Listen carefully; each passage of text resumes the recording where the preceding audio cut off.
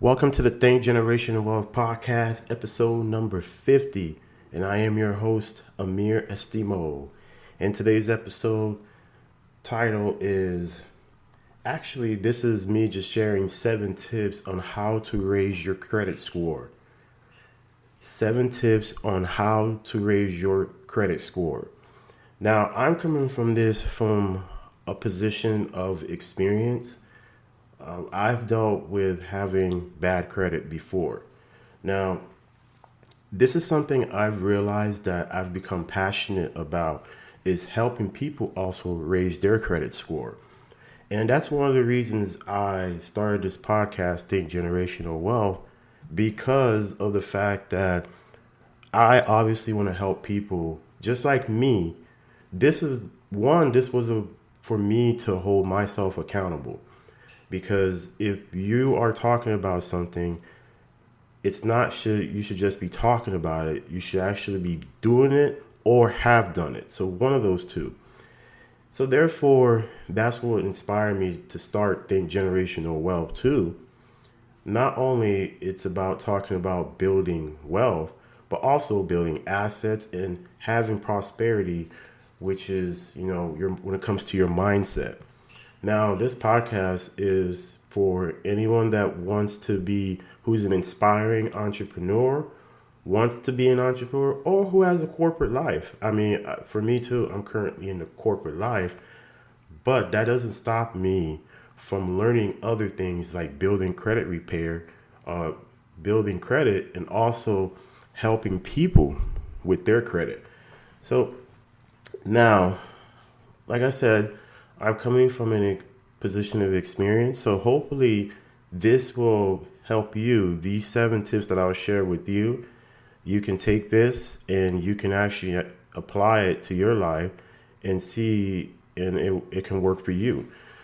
Now, before I get into the episode, would you please help a brother out by subscribing to the podcast if you have not done so? Also, rate and review the podcast wherever you get your podcast. So on Apple, you can actually go on that purple app that says podcast on there. Look for Think Generational Wealth. You will see that podcast. You can subscribe to it. The podcast comes out every Wednesday, 5 a.m. Central. So it depends on what part of the world you're at. But here in the U.S., it's 5 a.m. Central. So that's the goal, is to come out every day, to drop a podcast every week, every Wednesday at 5 a.m. Central. And I've noticed for myself, I've been pretty consistent with it. But not only that, I tell you, podcast takes a long time. It takes a very long time because you got to come up with the content. And that's the hardest part, is constantly finding content. So honestly, I have to be on the internet, so looking for information consistently to see, okay, how does this relate to building generational wealth, right? So those things you got to talk about, or finance, or personal finance, or even mindset. So any of that stuff. All right. Sorry if I went on a tangent, but to come back to the episode. Now, let me tell you a little insight. Like everyone, I also went to college. I carried a lot of college debt, but you know what? I don't say I regret college. I learned a lot in college. I learned how to research, because college, you do a lot of researching, especially when you got projects to do, especially even when you're in your major. You got to constantly be researching. So college makes you go and search for information. So it leads to education. And that was my experience in college. But I enjoyed it. I made a lot of friends there. I had a good time there. But when I went to college, I'm not sure if I was given the right skill set as far as when it comes to being responsible for credit. So I remember I got like 3 credit cards, and I just used them. I mean, when you're in college, it's pretty hard, especially when you're studying. It's hard to hold down a part-time job. Especially when you're sometimes studying 3-4 at night and you got a class at 8 o'clock in the morning. So it's not easy. So most of us, we live off ramen noodles. In my case, when I was in Tampa, Florida, I had to live off. Well, we used to have this. It was like a CC's Pizza. I think it was called Five Star or something like that in Tampa, Florida. And God awful, I tell you, those pizza was terrible. But for a college student, it was probably the best thing in the world. But anywho, now as I as I came out of college, I still one thing I started noticing was that I was paying high interest for things, and I just couldn't understand it. So until probably in 2012, I ended up getting a new car. I went to a used car lot, and this was honestly my first exposure to it because it was something I never really wanted to do. Like bad, when you are in a bad situation, okay, when you are in a bad situation, you sometimes don't want to acknowledge it. Think about it. There's most of us sometimes don't even want to acknowledge that we have bad credit. So we kind of like sweep it under the rug. And that was my mindset, was to really just sweep it under the rug. Now, as I went about this car, they ran my credit score, and I think I was at a 560 or something. Not bad, but not good either, right? And I ended up getting a car loan and paid 10%, like almost 11% interest. And I was like, I I had ended up getting I had a car where I wrecked the car, and then I got money back from the insurance. And then the insurance, I took all that money and put it into the car, put it into the down payment, which was not wise. But because I was in a position of scarcity, then it made me, now when I think about it, I probably wouldn't even put all that money. I'd probably put half, because this car, it's a depreciating asset. Unless now you're in the rental business, which is a popular thing I'm starting to notice these days, or trending. Yeah. But anywho, so as I started looking into it, and I said, wow, I looked into my statement one time, and it was 11%. I was like, wow, 11% interest, that is crazy. So I bought this car for, 20,000, slap another 10,000, 10% interest onto there, right? Versus if I did have good credit, the life of the loan, I would have been paying a lot less in interest. And trust me, I'm going to lead into something. I'm going to get into something, tell you something later where that's applicable. Okay. Now, I started to educate myself. So about 2000, I would say 13, I started to take this seriously. So I applied for a credit card, and I got it approved with a Capital One. And I remember it's for like $200 credit limit. So, obviously, at least that helps. That starts. And there was my journey on to now, where I've been in credit score of 800 before. And where to now, honestly, I'm probably to this day, I think I was about, my FICO score was about a 787 or 785 now. And that's okay. And you don't have to be at 850, and you don't want to be at 350. 850, that doesn't actually hurts you. It doesn't really help you as much as you think. So if you're around let's say 780 or even 770, I'll probably even go a little 750. If you're around 750, anywhere that 750, 800 range, you're still okay. You're going to get approved as long as you have a great credit history, which is payments, making sure you pay. That's tip number one. Pay your bills on time. Pay your bills on time. That is 35% of your credit. So something that's 35%, you want to make sure you pay all your bills on time. Now, I have credit cards myself, but the thing is with credit cards is Dave Ramsey would tell you it's the worst thing in the world. And there's people, but yes, they shouldn't have credit cards. It's just why there's certain people, they shouldn't have certain distractions or certain things around them.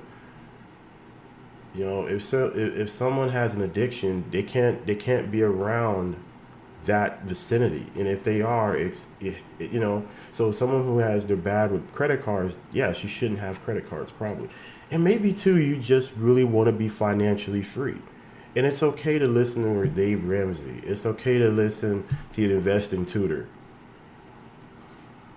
Dr. Hans. It's okay to listen to everybody. We shouldn't all have the same opinion. So that's okay. But I would say tip number one is to pay your bills on time. That was the one thing I learned. So I made it an emphasis. I had my car loan actually it was a 5-year loan, and I ended up paying my car off in 3.5 years. And the reason I paid off that quick, that I had put it in my mindset because I did not like car payments. I hated car payments, and I really do. And right now I have car payments too, is because I have a lease. And I'm okay with that because I really don't. Again, cars to me, I like to try something new, and maybe I've gotten to that point. I like to try something new. That's one of the reasons. But now I may come to a point. I may not want a car. I may not once I always want a car payment, but I'm okay with leasing it right now because to me it's feasible. But also, I don't really want to stay in the same car every single year. Right? So I really don't. So shout out anybody that has the Honda Accords. I had a 2018, and right now I have a 2021 Honda Hybrid. And if anybody that listens to this episode, if you're a Honda fan, reach out to me or send me a DM on Instagram or something. And yeah, but anywho, sorry about that, but anywho, as I learned, you have to pay your bills on time because that's 35% of your credit. So I made a point of emphasis. I ended up paying, I had 5 years, and I paid the car off in 3.5 years. And the reason that was when I was making my transition from leaving my job to actually transitioning into a whole new career, which was in IT. Okay. And tip number 2, keep credit limit under 10% for each account. Now, don't get it twisted. One thing I learned is what could really affect your credit. So, for example, let's say you have 8 credit cards and each one has 10,000 credit limit. So that's $80,000, right? Now, let's say you use that's your overall, you use 50% of that. That means you're using 15% of your overall credit usage. But here's the kicker. Depends on where. Because, for example, if you have 8 of those accounts and you may have one account where it has a $4,000 credit limit, that $10,000 credit limit, but you're using 50% of that can hurt your credit score. So you want to make sure you're not thinking overall, you're thinking for each individual account. Each individual account, you have a credit limit. But in that case, what I found out is what is good is I used to be in the mindset, of paying all your balance down and having 0%. What I came to find out is that actually doesn't help you as much as you think. It helps you in the short term because I used that method and I was able to get my credit score up. But now when you get into, this is where if you're trying to you're in the 850s, when you're in the 850s or let's say 830s or something like that, that means you're not using a lot of your credit. And sometimes these furnishers or whoever these accounts are, they can end up just closing down your account without even telling you. So you want to be sure that you are keeping, because honestly, they're in the business to make money. The banks are in the business, or whoever, they're in the business to make money also. But they can't make money if you're at the end of your statement cycle, you're at 0%. So they can't charge you interest on nothing, right? So even if you're down to 1%, which means if you have a $10,000 limit, you can use 1% at the end of your statement cycle. Maybe that's $100. I'm okay with 1%. I'm okay with carrying a little bit of balance, but I would not want to put myself in a position to want to carry 5%. And the reason is that's how you get caught up in debt. Next thing you know, your debt spirals, and now you're using your credit to live, and you don't want to be in that mindset. So keep it minimum. Now, if you have eight credit cards, that means you be living off eight. You have be carrying a balance. Let's say you did that for each one. Remember, there's eight, and each one has $10,000 credit limit. But if you're using 1% of each one, that's $800. So now you're not paying. It's okay to carry that, and if you want to, maybe you could leave 500, or maybe you do pay some of them all, as long as you can keep the reporting. And that's what you want. You want these creditors constantly reporting, because that's what helps you overall when it comes to your credit. When banks or whoever you decide to get a loan with looks at your credit profile. So tip number two, keep your credit limit under. So that means for each account, keep your credit limit under 10% for each account. Okay, so that's tip number two. Tip number three, dispute anything that seems off. Okay, so you can go to annualcreditreport.com or freeannualcreditreport.com. However that is, look for it. You can get one free credit report once a year. Sometimes it does not come up the scores, but sometimes really all you just need is really the history. You want to be able to see, because the scores, those change over all the time. And there's so many algorithms to how they figure all that out. So don't really worry about the scores. You can get one free, and you can just look at your credit report from there. Look at anything that's weird. Like, see if there's if your names are misspelled, or if it's an address you don't recognize. Sometimes that can lead to credit fraud or credit identity. So you want to be able to see your credit report as often. Now, if you have a bank like Chase, you can actually with Chase, they have a credit journey, and it's free. You can look for a credit journey. You can and that report is from Experian. So that's a report you can also use too. And then obviously, if you have American Express, they use FICO. Discover uses FICO. I think if you have Capital One, I want to say they use TransUnion. So each one, and that's another thing I learned, not all of them use the same bureaus. So when they pull their credit report, they may be affiliated, they may be with TransUnion. And let's say Capital One's with TransUnion, or American Express is with, I think American Express they use FICO, and then Chase they use Experian. So each one of these they are at this different bureaus. But when it comes to pulling a credit report, but at the end if you don't pay your credit card, it will show up. It will show up. So make sure you keep your credit limit. And it's tip number three. Dispute anything that seems off. Again, if name's misspelled, an address you don't recognize, even if the zip code is off. Let's say if your zip code, where you live at is, 70001 or something like that, and then they put 7003. You can actually dispute that. It has to be 100% accurate. Okay, so I would honestly say is to dispute anything that seems off. Anything. Okay, and again, you can check on Free Credit Report, freecreditreport.com or annualcreditreport.com, something to that, and you can look at your real credit report. Tip number 4: have different lines of credit. Don't have all your credit tied into just one. Like, don't have all credit cards, and then you don't have an auto loan. You've never had a mortgage. You don't even have a mortgage. You don't have nothing. That does not really indicate good financial behavior.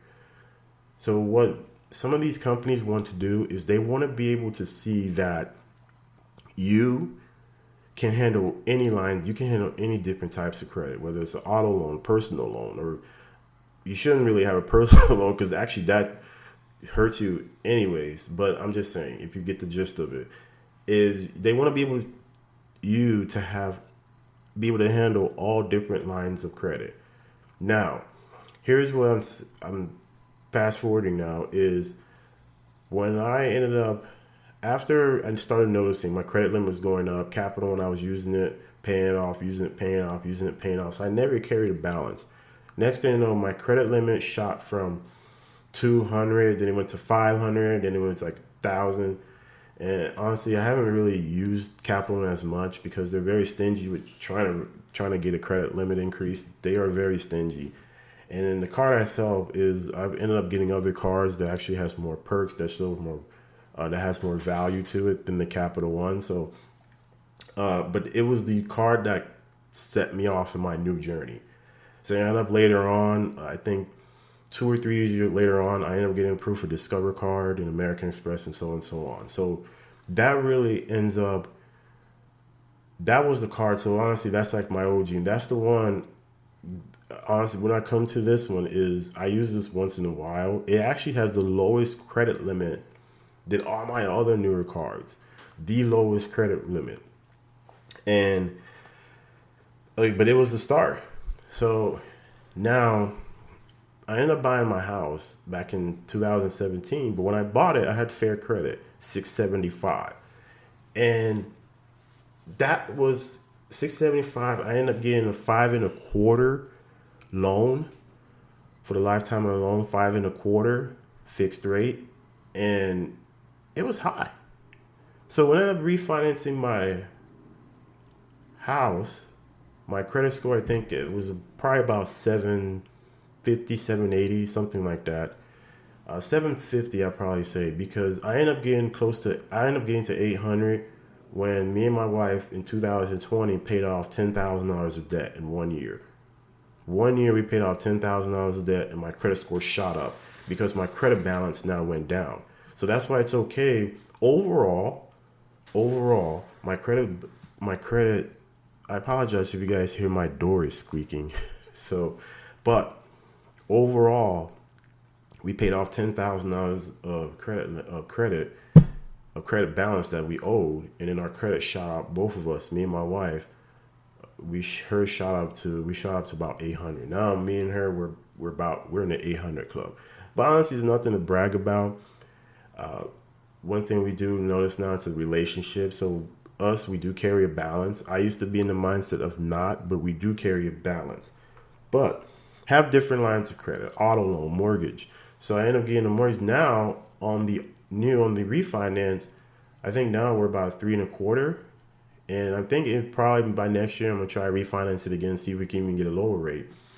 3.25, that's $400 we end up saving by making that switch. So you think about it, $400 times 12, that's $4,800 that you are spending extra because your credit score, the difference of 675 and 750. Think about that. What could you do with $4,800? Start a business, save money, invest. You can grow that. So that is why it's important to have good credit. It's important. I know if anything, you probably be in the mindset like, oh man, I'm scared. I don't want to face it. Yes, just face it. It's okay. Just face it, look at it, and work on it. Number 5, do not close any accounts. Again, I probably told you earlier that I have a Capital One account. It's the one card. I ended up getting that card in 2000, I think 13 or something like that, or 16. So that card is my oldest card, but I seldomly use it. Actually, it was 2013. So that card is 8 years old, but it's my oldest card. I seldomly use it. If I go close it, I lose that history, and you don't want that. Unfortunately, I know people say, oh man, go ahead and close credit cards. Don't do that. Just use it once in a while. If you have to, put yourself a reminder. We have all sorts of things in technology you can use. Put in your calendar, know that, hey, okay, maybe this month, use it. Carry a little bit of balance, maybe $10, $20, whatever. Keep them reporting, because eventually what they're going to do is they can just come back and close the account on you, not even tell you. So that's why I make myself a reminder with some of these cards every maybe 2 months, 3 months. Hey, just use it, pay it off or something. Or maybe if you use it, leave a little balance and just pay it off later, maybe the next day or something like that. Because the money's there. If you're using your credit card like a debit card, the money's there. So you just know, okay, I just need to pay that off. Do not closing accounts because that will actually hurt you. So do not do that. As much as if you have to, absolutely, then go ahead. Now, if it's a year old, okay, probably. But if you're talking 5+ years, you've already built, invested it into this credit, do not close your account because that will hurt you. And then tip number 7, use your credit card like a debit card. So what I do is for example, if I know my expense is $5,000 for the month, bills, whatever, to keep everything going, whatever that is, mortgage. The only things I really don't put on the credit cards, because obviously they want their money, is my auto and mortgage loan. So that right there, they have to draft there. The money actually has to be there. There's no way around it. But anything else, and my electric company, they actually do take payments, but they charge you insanely amount of interest to do that, or fees, whatever that is. But anywho, do not, and I'm saying this is tip number 7. Don't, if you know that's what your expenses is, you're going to be paying it anyway. So put your credit card and get the points. Whether it's a card, you got 1.5% cash back, or you get 1%. You get something. It's better than nothing. And I can tell you right now, me and my family, we end up accumulating so many points that we're taking a trip. We're going on vacation in a few weeks, and we use those points to pay for the vacation. You'd be surprised. So you're going to spend that anyway, leverage someone else's money for you to make money. And with all these perks you get out there these days, it doesn't hurt to try that out. Now that's the trick, but be mindful. One thing I don't advise is debt or carrying debt. Because, yeah, it's good. Okay, $500 here, but let's say 3, maybe 2, and then keep it, it's kind of a cycle thing you want to look at, right? But what I'm saying is don't put yourself in a position to where you are carrying more debt than you need. Okay? Now, hopefully that helps. Is, tip number 7, use it like a debit card. Get those points. Now, for me personally, credit cards, if you are into credit cards and need a credit card, I would recommend is I have Chase and American Express. Those are probably the 2 top you have there. Chase, they have the Chase Freedom Unlimited, which gives you 1.5% cash back on all purchases, but also gives you 3% cash back on dining and takeout services. And they have the Chase, probably another one I would recommend is the Chase Flex. I actually currently don't have that card. And I've gotten to the point when it comes to credit cards, I don't apply for it just to apply for it now. It has to be like, I just got approved for a credit card with Chase, and they gave me an insane limit, and it jumped my credit score. I was sitting around probably the last 2 months around 767. And the reason I say that is because I had an account where the credit limit was like $3,000. And I end up see, this is where it hurts when you're having more than 10%. Excuse me. You really the credit should have been, we carried that balance.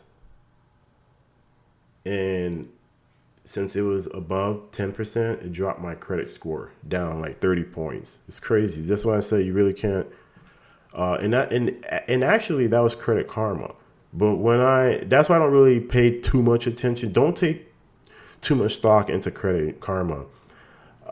Actually, you would actually have to go to that credit card company itself. Like, for example, Capital One, who's affiliated with TransUnion, will show different than what Credit Karma is showing. But my scores are 780. I mean, I was around an 810 or so. Now I dropped to like a 780, 790. But I'm okay with that. Again, it's not that big of a difference when you think of it in the long run. But applying for credit cards now, I just don't apply for credit cards just to apply for it. I have several credit cards, and I also have business credit cards too. So that's another thing, because when you have good credit on the personal side, it's actually going to be leveraged for you on the business side.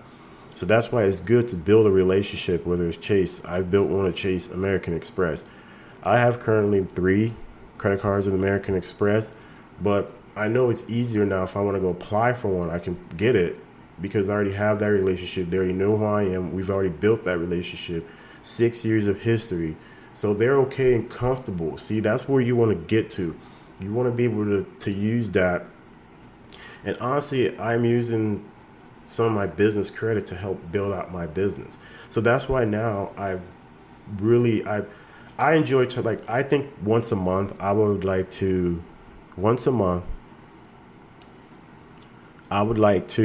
do something on credit, because I think that's really important. Do a topic, do a segment, do a podcast episode, do one episode on credit, because I think that's really important. And also too, having your estate planning. I think I know it's not a sexy topic, but I think it's important. Estate planning. I help with estate planning too.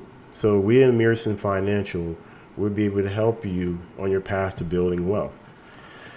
So hopefully this episode was of help to you. Hopefully this episode you found value in it. And I'm going to leave you with quote of the day. Perfection is the enemy of progress. So think of that. Take action. Don't sit there and wait. Take action. So quote of the day is, perfection is the enemy of progress. Okay? Thank you guys. Appreciate you taking the time to listen to this episode. You could be doing anything right now, but the fact that you took the time to listen to this episode, I hope that was of value to you. I appreciate you, and we'll talk next week. Much love.